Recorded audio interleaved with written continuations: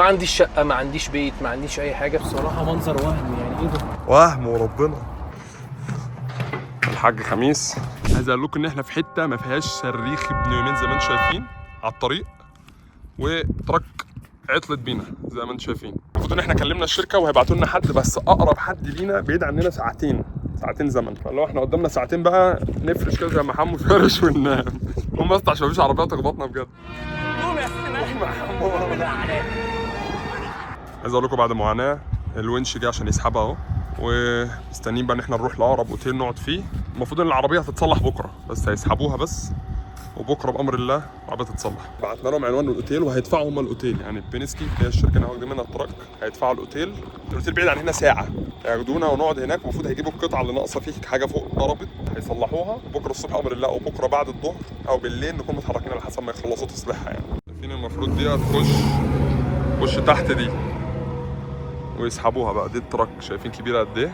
المفروض ان احنا هنركب جوه هنا، وعايز اوريكم ان الدنيا حرفيا هو. ابراهيم انت معانا ولا علينا ولا ايه؟ انا موجود. شايفين راكبين في قلب العربيه، المفروض ان هو ياخدنا على الاوتيل دلوقتي. عايز اقول لكم ان التراك وصلت بالسلامه اهي الحمد لله. قعدنا في اوتيل هنا قريب، رقم الاوضه 122، خدنا سريرين. طبعا حمو نام في 7 نومه. المفروض دلوقتي ان احنا هننام ونستنى بكره بامر الله الراجل بتاع اللي يصلح ده يجيب القطعه ونصلح التراك، بحيث ان احنا بامر الله بكره بعد التصليح نكمل طريقنا بامر الله. صباح الفل. عايز اقول لكم ان نمنا الحمد لله، والميكانيكي جاب القطعه، ولكن الميكانيكي مش عارف يصلحها. يعني احنا الميكانيكي جه بس بيحاولوا مش عارفين، لدرجه ان ابو عبد الرحمن شايفينه هو جوه معاه في الانجن بيصلح جوه. دلوقتي المفروض ان الميكانيكي هيمشي يروح يجيب حاجه في التشوب ويجي زي ما انتم شايفين. هو ايه اللي عايز يتفك يا حمو؟ انا مش فاهم. هو المفروض دلوقتي انه هيمشي يروح يجيب الحاجه يصلحها بيها. طب انا عايز اصل ايدي جوه. في امل ولا مفيش؟ مع الميكانيكي ده مفيش امل. انا شايفك كنت بتساعده يعني في ايه؟ اعمل ايه؟ طب انا شايفه بعتين لنا الراجل عنده بتاع 100 سنه ومش عارف يعمل ايه، ولا عارف ده مش عارف يفك القطعه. ربنا يستر بقى.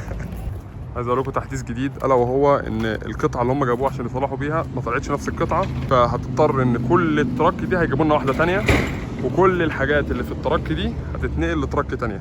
فاحنا هنضطر دلوقتي ان احنا نستنى تيجي تراك جديده ونحجز اوضه كمان او ليله كمان في الاوتيل. يرضيك كده يا ابو حميد؟ وانا كمان مستني. هو معايا. ما مفيش اي حاجه. بصوا الحاجه، بص واقف الحال.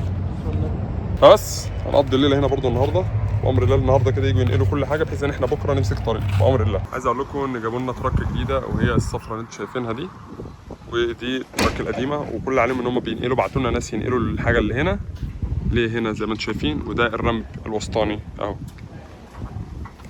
شايفين ده المنظر. والولا ما شاء الله عليه راصص الحاجه رصه جميله قوي، عاجبني الصراحه، رصه ممتازه. وده ابو رحيم اهو المدير، يعني هو المشرف هنا بيشرف على الناس وبتاع. انا راصص رصه ممتازه. One day later. عايز اقول لكم اخيرا هنتحرك على الطريق، التراك بقت جاهزه والدنيا زي الفل. اركب يا صاحبي، يلا تعالى مستنيك. صباح الفل. قبل ما اركب عايز اوريك شكل التراك من جوه بقت عامله ازاي. خلينا نرفع الباب ده. زي ما انتم شايفين رجعوا لنا كل حاجه زي ما هي، والتراك زي ما انتم شايفين فل كلها ممليه على اخرها، واهم حاجه ان هم نقلوا كل حاجه.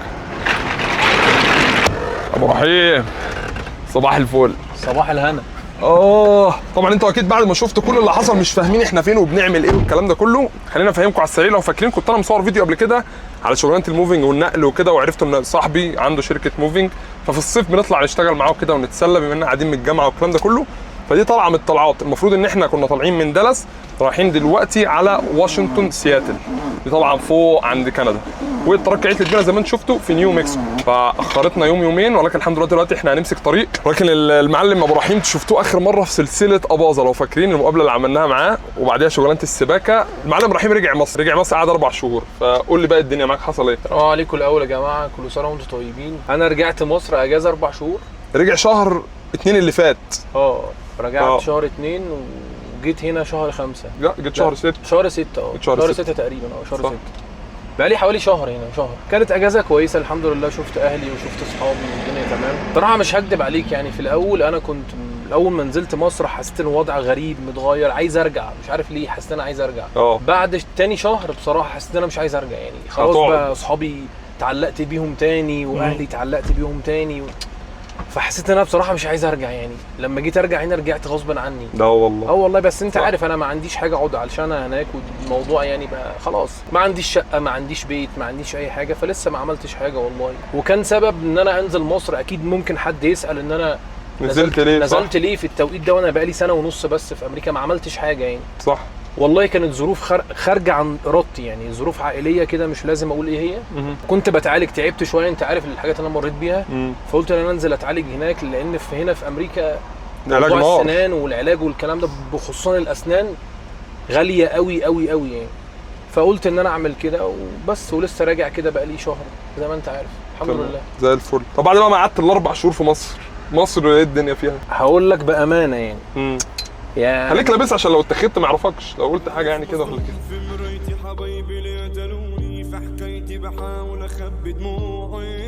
بصراحه والله بجد مصر بلدك، وانت غصب عنك بتحن لبلدك ولاصحابك ولاهلك وكل حاجه. بس خلينا نتكلم بصراحه ومحدش يفهم كلامي غلط، الوضع بقى صعب في مصر قوي، العيشه بقت غاليه، كل حاجه بقت الضعف يعني.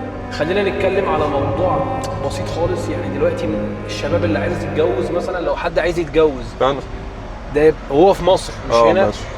ده لو حد في الفتره دي اتجوز وكون بيت واشترى شقه وجاب عفش وجاب حاجته يعني، ده يبقى ارجل واحد في الكون، ده يترفع له القبعه في التوقيت ده. صعب. بصوا اللي عايز يعرف قصه محمد عشان ما يحكمش عليه بس من الكلمتين اللي قالهم، يروح يتفرج على سلسله اباظه، سلسله لا حد لسه واصل امريكا، اتفرج وبعد كده اسمع قصه محمد وازاي اصلا جه امريكا هنا والقصه بتاعته عشان هو مش هيعيدها اكيد كده كده. انا عايز اعرف دلوقتي ايه حالتك بقى اول ما جيت. انا لما نزلت مصر قبل ما امشي من هنا كنت سبت الشقه اللي انا مأجرها وبعت العربيه بتاعتي اللي كانت معايا. فلما جيت ارجع وكان عندي شغل طبعا، كنت شغال مع حد كده مقاول والكلام ده.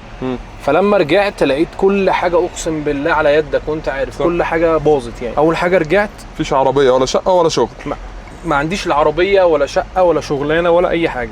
قعدت في اوتيل 10 ايام وانت كنت معايا كل خطوه يعني. لحد ما جبت شقه تانية، اجرت شقه تانية وانا ومراتي وابني. بعد كده في ناس والله العظيم انا مش هتحرج من حاجه زي كده، ممكن ما كناش مظبطين ان احنا نقولها، بس انا مش هتكسف يعني. كانت ظروفي صعبه شويه برضو. قعدت ادور على العربيه والكلام ده، في ناس ساعدتني ادوني عربيه امشي بيها الفتره دي لحد ما الاقي عربيه ربنا يا رب يجعله في ميزان حسناتهم. صح. فادوني العربيه امشي بيها لحد ما اظبط حالي كده واقف على حيلي واجيب عربيه تانية. طب بالنسبه للشغل بقى؟ والله بالنسبه للشغل الراجل اللي انا كنت شغال معاه يعني يعتبر صفى الشغل شويه كده، او ما اعرفش حصل له ظروف بصراحه لحد دلوقتي ما قابلتوش، بس هو راجل محترم يعني، واقف جنبي برضو من الناس المحترمه اللي وقفت جنبي. فاضطريت ان انا ادور على اي شغل تاني، فما بلاقيش شغل خالص. احيانا الناس بتتصل بيا محمد تعالى اعمل لنا شغل في السباكه يعني وكده. بس في التوقيت ده انا بشتغل انا وعمر مع واحد صاحبنا في الموفينج عشان ما اقعدش في البيت. انتوا عارفين ان اكيد في طبعا التزامات، وانا عندي زوجه وعندي اسره وعندي حاجات كتير يعني، وعندي طفل، فالموضوع صعب يعني. صح.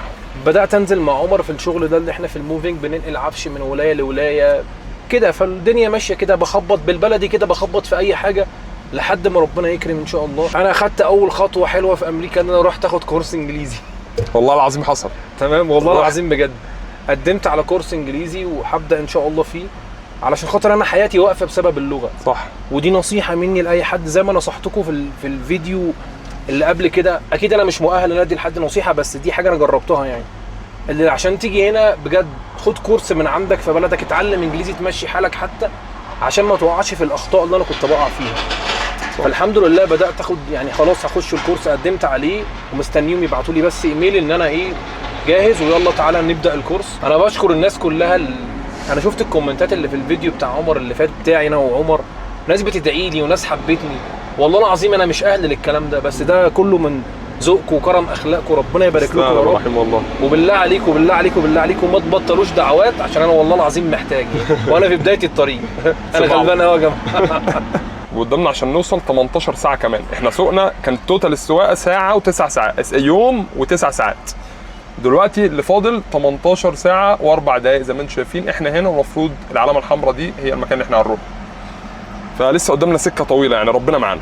عايز اوريكم شكل الطريق وجمال الطريق اللي احنا ماشيين عليه. حرفيا اقل طريق بتمشي عليه. شايفين الهضبه دي؟ تبان صغيره في الكاميرا لكنها كبيره. شايفين في جبل هناك اهو بعيد ما شاء الله، يعني حاجه كبيره. الطرق هنا يعني حاجه في منتهى الجمال لما بتسوق بين الولايات وكده، بالذات في الجنب اللي احنا طالعينه بتاع واشنطن سياتل ده. اقول لكم احنا سايقين على الطريق زي ما انتم شايفين، لقينا المكان ده عباره عن صخره كبيره جدا، والشوب ده جوه الصخره. شايفين المنظر؟ شايف ابو رحيم المنظر؟ بصراحه منظر وهم، يعني ايه ده؟ وهم وربنا. وفي زي حاجه تانية هنا، وفي حديقه حيوان هنا، فجينا نستكشف. بس المنظر ده رعب، انا مش عارف انتوا شايفينه ولا لا. بصوا على الوايد، صخره كبيره جدا، وفي وش راجل هنا اسمه فرانكلين، ده رئيس امريكا. بس المنظر رعب. تعالوا نخش هنا الاول نشوف ايه الدنيا. تعالوا. شايفين الدخله كاتبين احنا من دالاس، ما بيننا وبين دالاس 991 مايل. كاتبين هنا يلوستون، دي زي باركه مشهوره 602 هنعدي من عليها. مكتوب هنا ميامي 2498 مايل، المانيا 6946 مايل، نيويورك 2251 مايل. انا شايف تين شوكه يا ابو رحيم، انت واخد بالك؟ ايه ده؟ بس ده ما ينفعش يتقطع. ها؟ ده صغير لسه ما استواش. تعال نخش الدنيا بتقول ايه جوه. طبعا احنا دخلنا فوق جوه ومكتوب ممنوع التصوير زي ما انتم شايفين، ما عرفتش اصور، ولكن ده مش سيفونير، ده بس جزء. ده عباره عن بيت كبير 5000 راجل وست بنوه زمان في الستينات. البيت ده بيمتد بقى جوه كبير. كان نفسي اصوره لكم بس للاسف رفضوا التصوير جوه، ولكنه بيت كامل جوه الصخره اللي انتم شايفينها دي. حاجه ممتازه.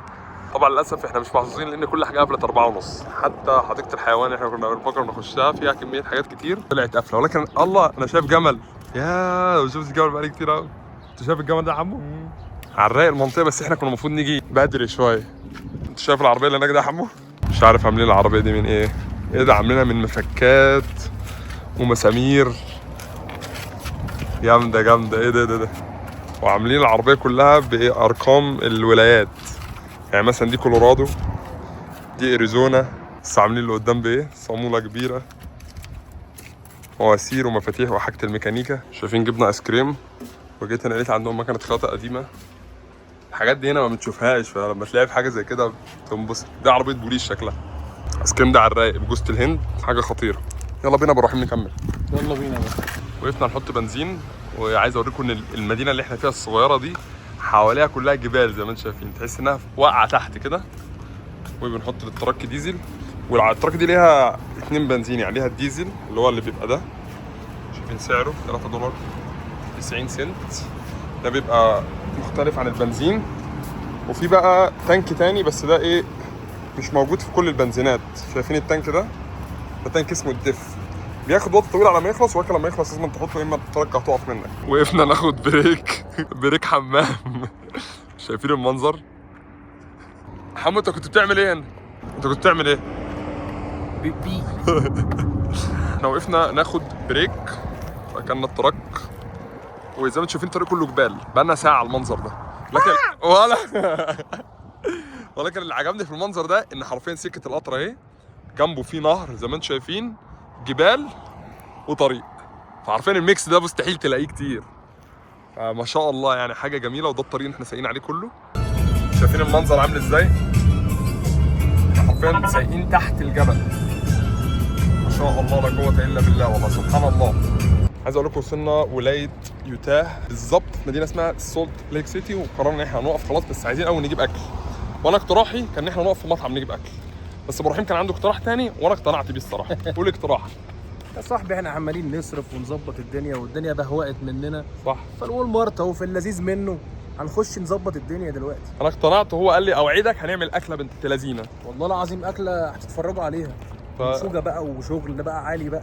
فخلاص تعالوا. وفعلا هو عنده حق، احنا عمالين نصرف في مطاعم بالعبيط، وحرفيا اللي هنعمله هنصرفه. ما غلط، احنا نوفر. وول مارت زي ما انتم عارفينه زي سوبر ماركت، فايه نجيب منه الحاجه. تعالوا نشوف هنجيب ايه. ابو فاروق انت واخدنا فين؟ اسمع مني، هاخدك على القسم المحترم. اسمه ايه القسم؟ اسمه قسم خش عليا. بس احنا وصلنا للقسم اللي انا بحترمه، اللي هو ايه بقى؟ قسم السمك. قسم بقى التونه بقى والحبشتكنات بقى. سيبنا انا بقى بدع. بص بقى يا صاحبي، هنبتدي ان شاء الله. دي رنجه في اللذيذ منه. تمام. اسمع مني، دي على الصح. جربتها؟ جربتها زي الفل. وده سردين في اللذيذ منه. تمام. بس انا مش عايز سردين في ميه، انا عايزه في حاجه تانية الصراحه. عايزه في ايه يا صاحبي؟ يعني في ايه؟ ده في ايه؟ ده في حراق، ده بصلصه لا. وحراق ومش حلو ده. طب ده في ايه؟ ده في الزيت. لا برضه زيت لا. أويل. ايه مستردة دي؟ ده مش هتلاقيه مش حلو خالص. طب ينفع اجيب واحده واحده ونشير نجرب كلنا سوا؟ براحتك يا صاحبي، ماشي ما عنديش مشكله. ماشي خلاص. خد دي. بس كده ولا هنجيب حاجه تانية؟ اشتري بقى على هتخش البحر كله ولا ده ايه؟ يا باشا بص في اللذيذ منه. جاي معايا؟ انا جاي معاك في اي حاجه، انا ضامنك. انا كده شايف ان احنا زي الفل. بكام بقى كل الهليله دي؟ اعتقد ما يكملش كل واحد يعني. يعني انا شايف دي $1 السردينه دي، وفين ان انت جبت دي؟ $3 يعني $4. والانشوجه دي بكام؟ اهي انشوجه ب4 يعني $8 لا لا لا, كله. لا الانشوجه دي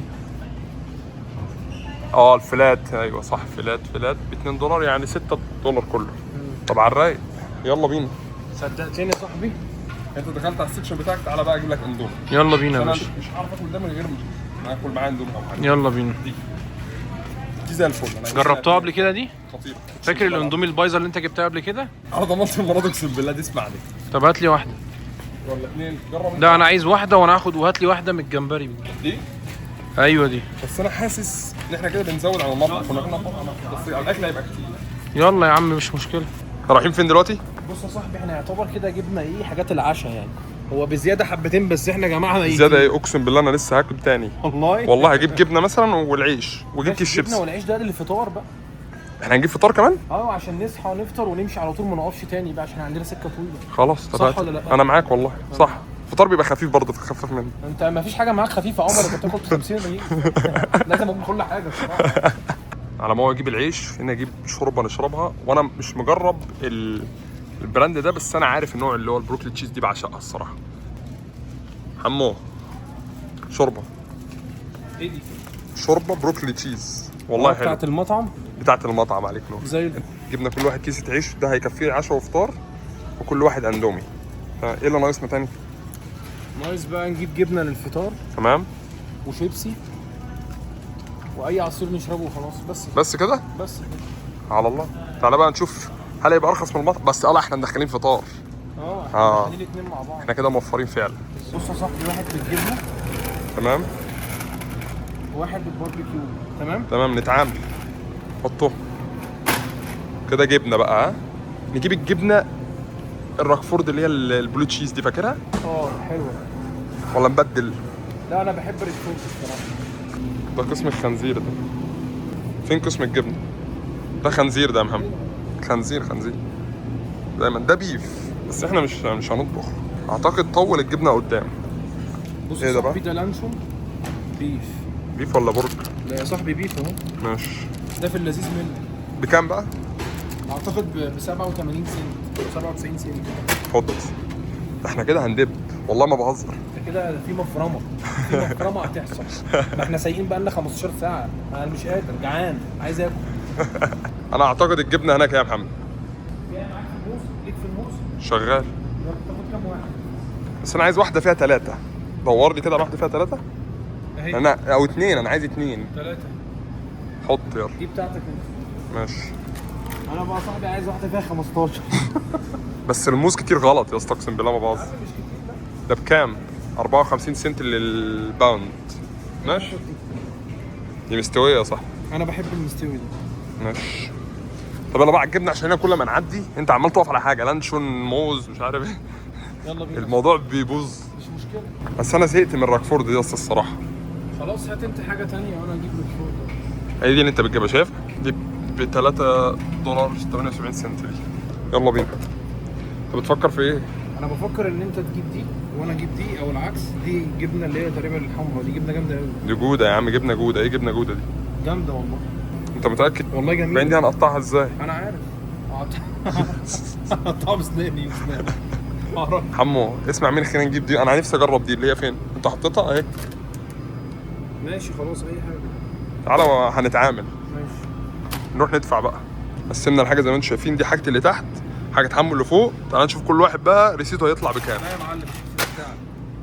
انت خدت انهي واحد؟ مش هتفرق. هنفتحهم سوا هناكل. خش. اديني حقي بقى في النقطه دي ان احنا كنا ناسيين نجيب ميه. بص هنجيب دي، هنجيب الجيركن اللي احنا بنجيبه كل مره اللي رايحك انت بقى. اي حاجه انا مش فارق معايا. نجيب دي ماشي. دي بتكفينا مثلا 12 ساعه 15 ساعه، الواحد $2. سمي الله وخش.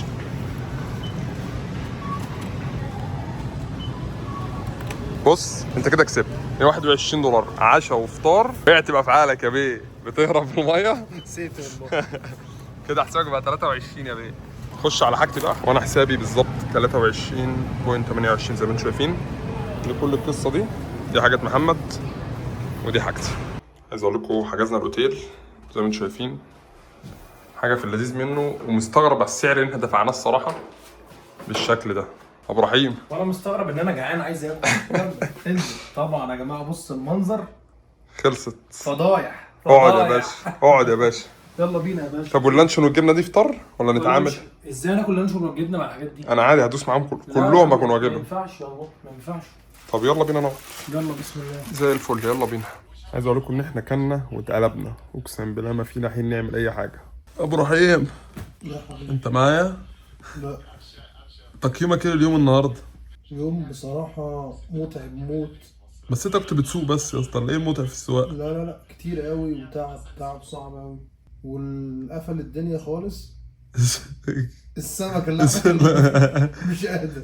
اتقلب يا صاحبي. تصبحوا على خير، نصحى بكره قدامنا لسه بتاع 14 او 13 ساعه سواقه كمان ونوصل بامر الله. تصبحوا على خير. صباح الفل. عايز اقول لكم ان احنا لسه متحركين من الاوتيل بقالنا ساعتين حاجه كده، واحنا بعيد دلوقتي عن واشنطن سياتل سكه 10 ساعات، واحنا الولايه اللي احنا سايقين فيها حاليا دلوقتي هي ولايه ايداهو، ودي انا عمري ما رحتها قبل كده، وباين ان كلها ارض فلات كده وفي شويه جبال. ده اللي احنا شايفينه. معانا ابو رحيم جنبي هو اللي سايق. معلش يا ابو رحيم بس نشوف الجنب التاني لما نضرب بعد اذنك. ما يصحش والله بعد اذنك يا ابني، دي نضاره انجكشن. كل حاجه فيها اوتوماتيك. ورينا طيب. الدراع ده اوتوماتيك، التاني اتكسر اهو ما فيهاش، بس هعمل ايه؟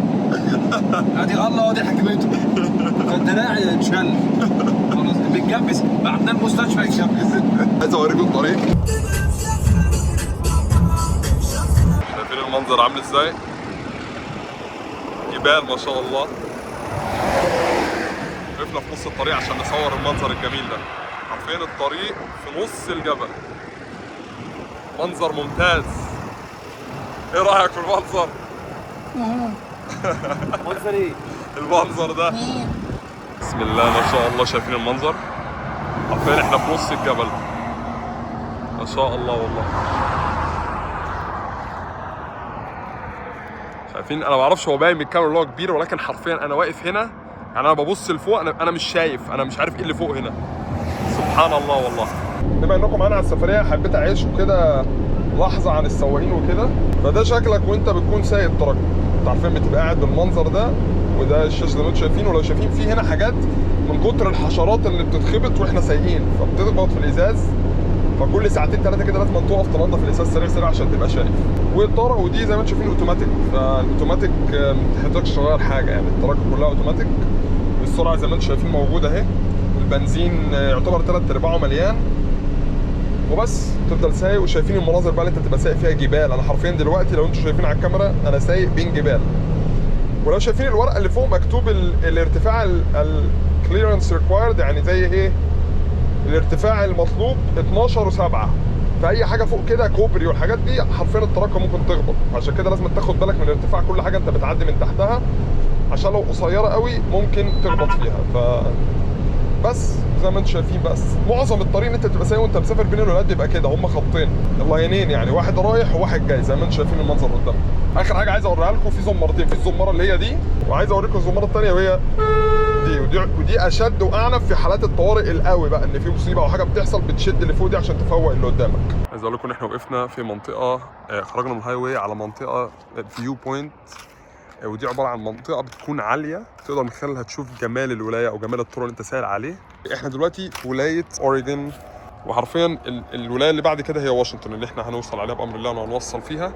فدي اخر ولايه قبل واشنطن، وده المنظر. وهي بتبقى عباره عن زي بلكونه كده ما شاء الله، تبص من خلالها على جمال الولايه من فوق. ويا سبحان الله سبحان الله سبحان الله سبحان الله على المنظر والله. مش عارف انتوا حاسين ولا لا من الكاميرا، ولكن انا من هنا احنا كمان ظابطين الميعاد على الغروب، فالمنظر ممتاز ممتاز سبحان الله. منظر جميل زي ما انتم شايفين، تحس ان انت في برج او يعني في مكان عالي. شايفين دي الشمس اهي وسبحان الله القمر اهو. شايفين انا عارف الازاز وسخ، ولكن شايفين البتاع ده في حال لو التراك بتاعتك مثلا وليكن الفرامل بتاعتها خربانه، فتنقذ نفسك عن طريق انك تخش وتطلع لفوق كده فالتراك يتفرمل. اول مره شفت، على طول بشوف فيديوهات، ولكن اول مره ساعه ربنا اشوفه على الحقيقه بجد. شايفين المنظر اللي احنا داخلين عليه؟ حاجه في منتهى الجمال والله. انا عمري في حياتي ما جيت الجنب ده من امريكا، بس سبحان الله يعني المناظر فيه جميله جدا جدا جدا والله. وقفنا نحط بنزين، وعايز اقول لكم ان دي مخصصه القسم ده مخصص للعربيات اللي هي التراكس الكبيره انها تحط، لان البomب دي بتبقى سريعه، بتبقى اسرع. يعني شايفين العداد بيعد ازاي؟ 38 39 في الثاني بيبقى بطيء جدا. انا شغال في البنزين. انت كنت شغال في بنزين اول ما جيت صح؟ طبعا. انت قعدت قد ايه؟ انت قعدت قد ايه فيها؟ 6 شهور. لا والله. عجبتك ولا فاكس؟ لا مش حلوه. مش حلوه؟ فيها خمره يا عم وفيها قرف. صح؟ انت كنت مجبور ساعتها. طبعا. عايز اقول لكم عجباني قوي البنزينه دي لانها خاصه بتوع التراكات، ففيها كل حاجه. شايفين الحمام عامل ازاي؟ شايفين في فوق هنا شاورز انك تستحمى وكده، جوه هنا اوض للحمامات وكده متقسمه ارقام. شايفين بقى في كل الحاجات دي، جميله ما شاء الله، خاصه بالتراكات القديمه. اعتقد ده التاريخ بتاع التراكات حاجه كده. وعندهم غساله عشان كل الناس بيغسلوا هدومهم هنا. ده مكان للراحه وكده، تقعد تتفرج على فيلم وتاكل. وبس دي البنزينه الكبيره زي ما انتم شايفين. ايه ده مخصصه للتراك؟ تراك ماتريس اللي فيها مكان نوم وكده ورا. ايوه صح والله مريحه. عندهم كل حاجه خاصه بالتراك، تراك اكسسوارز، كل حاجه ليها علاقه بالتراكات. بتعمل ريحه، بتغسل العربيه من جوه، كل حاجه اللي انت عايزه هتلاقيه. حاجات بقى عشان لو عايز تروش على التراك، انوار واضاءه. السماعه دي بشوفهم دايما على طول لابسينها، وهي السماعه خاصه بيتكلموا فيها بقى عشان طرقهم بتبقى طويله. الصراحه صراحه ربنا احنا زهقنا من كتر السواقه. دي ايه دي يا ابو حمود؟ فوانيس. فوانيس رمضان. رمضان جانا اهو. شكلها حلو الصراحه. ودي الطواقية زي انا لابسها، بس بتاعتي قديمه يعني. الطواقي دي بتبقى غاليه، بيبقى في منها انواع. يعني مثلا حاجه زي كده دي سعرها $55، مش غاليه قوي الصراحه. دي احجار كريمه دي ولا ايه؟ ده زي مغناطيس. دي احجار كريمه على ما اعتقد. هنا بقى ناس بتجيب من كل ولايه سيفونير او هديه، فممكن تجيب حاجات زي كده. لكن احنا في رحله عمل فمش هنعمل الكلام ده. انا بحب لما اروح اي ولايه اخش الاماكن اللي زي كده القي نظره يعني. وساعات بشتري حاجات من كل ولايه الصراحه، بس المره دي طب ايه الشغلانه دي بقى؟ انت جايبها من هنا؟ هو ده هو بيعمل صوت كده ليه؟ خنزير. ده الرحيم ده الرحيم هيبقى لقطه. ده في منهم كمان هنا. بلاش شايفها، يلا بينا ولا ايه؟ انا بقول يلا بينا. سبحان الله شايفين المنظر؟ حرفيا احنا شايفين السحاب فوق الجبال. عايز اقول لكم احنا وصلنا واشنطن وشايفين المنظر عامل ازاي؟ بحيره وجبال وحاجه ما شاء الله والله. واخيرا وصلنا سياتل واشنطن زي ما انتم شايفين، ودي الداون تاون بتاعتها. جميله سياتل الصراحه يعني، بالمناظر اللي احنا كنا جايين. واول ما دخلنا الداون تاون شايفين شكلها عامل ازاي؟ ممتازه. الحمد لله بالسلامه. احنا بينا وبين الزبون خلاص 40 دقيقه حاجه زي كده. ربنا ييسر الحال بس وتخلص سلمي. هتخلص بامر الله. عايز اقول لكم احنا خلاص قربنا على الزبون 20 دقيقه، وشايفين المنظر من هنا عامل ازاي. حرفيا احنا واقفين في نص الطريق، كل الناس راكنه بتتصور زي ما انتم شايفين. مرتفع مرعب وليك كبيره، شايفين كل دي ميه من اول هنا داخله لحد هنا. ده اجمل منظر شفته لحد دلوقتي. لو واخدين بالكم في شط هناك عليه ناس، او ناس بتنزل ميه، مش عارف ده الجو تلج ازاي بينزلوا اصلا. لكن في ناس حرفيا نزلت تعوم تحت هنا. شايفين ده كوبري، منظر جميل والله العظيم، جميل جدا من هنا. شايفين دي البحيرة اللي بقولك عليها، ده المنظر من فوق احنا سايقين، حاجة جميلة. شايفين المنظر؟ عايز اقول لكم ان احنا بدأنا شغل وبدأنا ننزل التراك. ده البيت اهو، بيت عبارة عن دورين ولكن معظم الحاجات داخلة تحت. ابو رحيم عاش وحش اسد.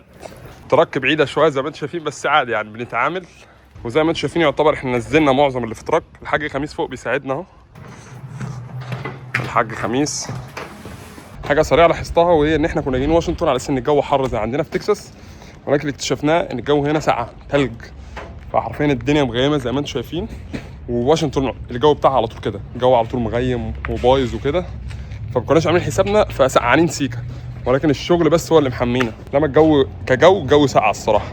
عاش ابو فاروق.